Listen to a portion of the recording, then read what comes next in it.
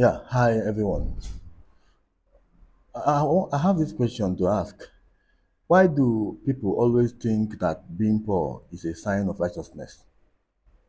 Why do we always have that mentality that being poor simply mean you are going to heaven?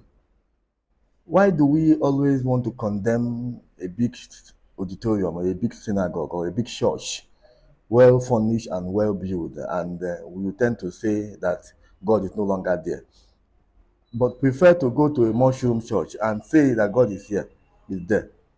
I was discussing with somebody some days ago, and he was telling me that church, that God is no longer in that church. I asked the person, why do you make that comment? The person replied by telling me that any church where that is well built and well furnished, that God is no longer there.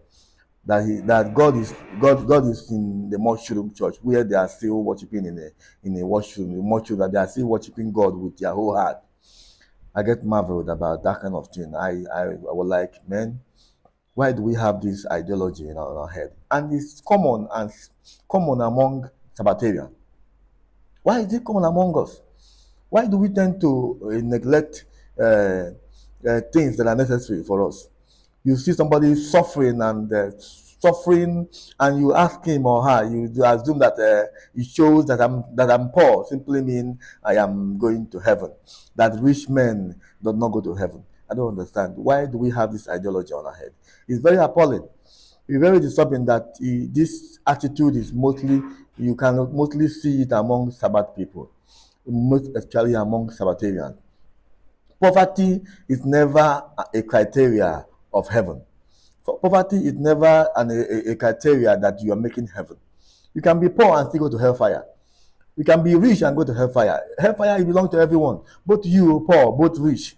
But having that mental thought on in us that for the fact that I am poor simply mean heaven is for me, and those that are rich will not inherit heaven. I don't understand it. It's very, very, very disturbing that is happening among us, especially the Sabbath people.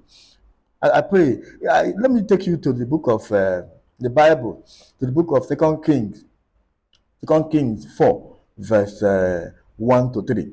Reading from that version, it is the story of a woman who ran to Elisha, and she was complaining to Elisha that the debtor, the husband, was righteous when he was alive, and he died.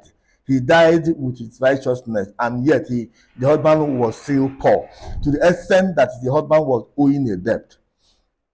Imagine. Remember, the woman said something, that her husband was a righteous man when he was on earth, but he died with his righteousness, and see and he was still he was poor. He was poor and died with his poverty without being able to clear up his debt, and he left the debt behind for the wife and the family. Then this thing gave me some thought in my head. I started asking myself question: Why will somebody who is righteous, who is doing everything possible to do the will of God, die in poverty, die in that kind of situation? And the only thing that came to my mind is nothing but poverty is never a sign that that you are going to heaven. Hmm. A rich man can go to heaven, a poor man can go to heaven. But it all depends on your heart, the heart that you use in coming to God. We should understand that God is two-edged sword. When you think you are with, He's with you, and you're not working properly, you understand that God is not actually with you. It's two-edged sword. Two-edged sword can face two different places, can face here and face here. God does not think the way we think. His reasons are not the same with human reason. He said his own reason is quite different from that of human. So we should always have this thing in mind, and let this word motivate us in this week. Let it be a motivation to every one of us that you should go out and do your best. Go out to make yourself, to make a difference in your family. Go out to do the best you can. Don't get yourself involved in crime, but do the best you can to take yourself away from poverty. Equally educate yourself.